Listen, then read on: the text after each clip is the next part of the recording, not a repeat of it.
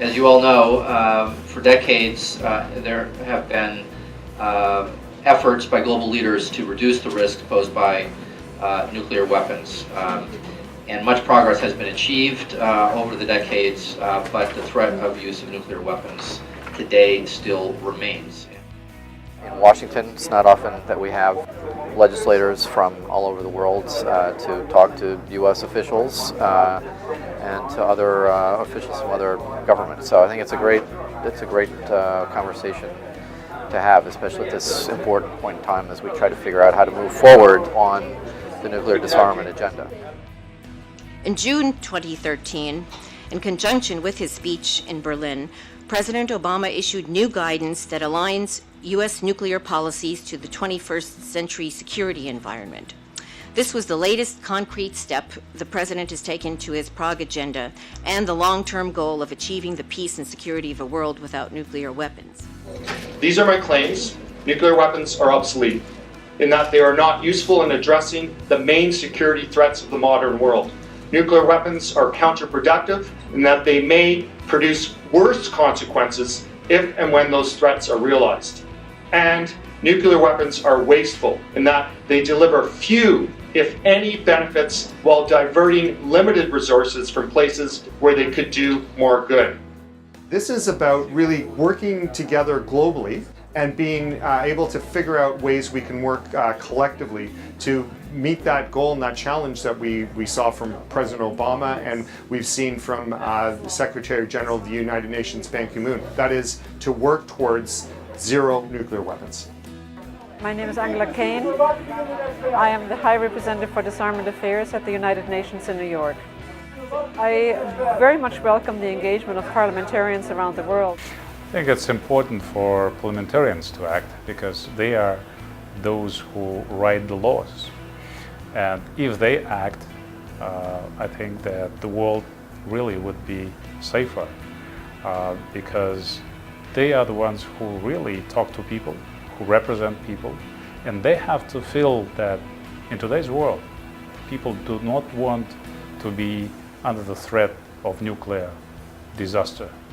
Yes, for me it's a very important topic. I'm newly elected member of parliament, but as soon as I heard that this kind of conferences for parliamentarians exist, I applied to be a participant. Building a nuclear weapon-free world is an attainable goal. It's possible. The examples of countries such as Kazakhstan and others who abandoned their nuclear weapons or nuclear weapons programs are examples that show that a nuclear weapon-free present and future are possible.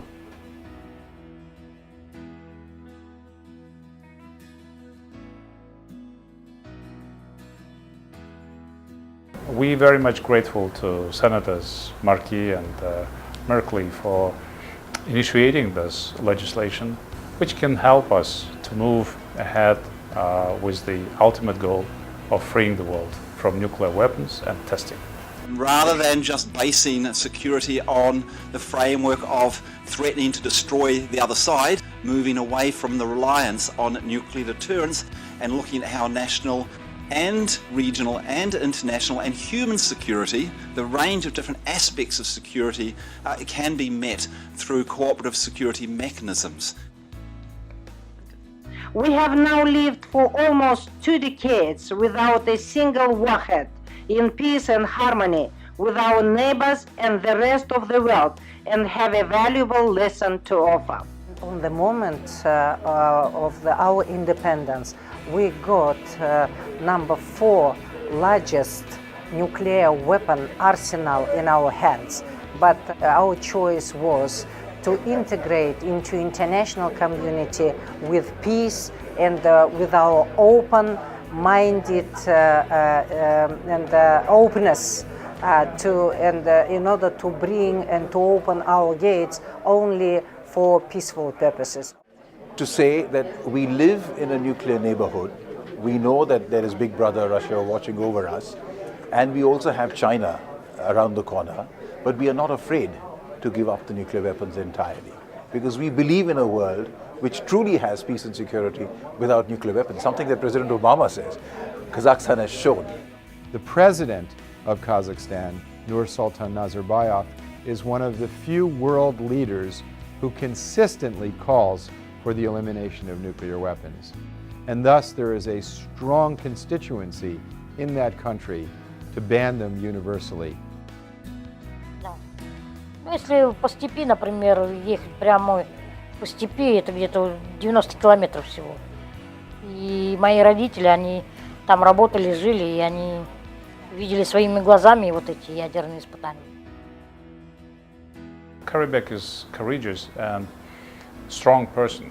He speaks from the bottom of his heart. And there are a lot of other people who cannot speak the same way, who cannot express themselves the same way as he does.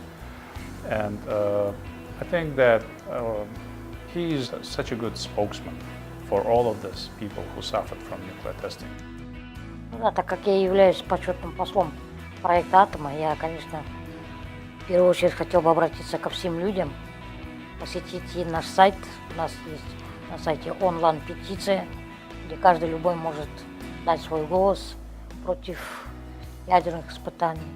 Ну и, конечно, моя цель, наверное, в жизни, так как я родился из рук на этом свете, поэтому я думаю, что для меня это, скорее всего, миссия или цель добиться того, чтобы я, наверное, стал последним из жертв в истории всех ядерных испытаний. We have a first-hand experience in all the harmful effects of nuclear weapons testing.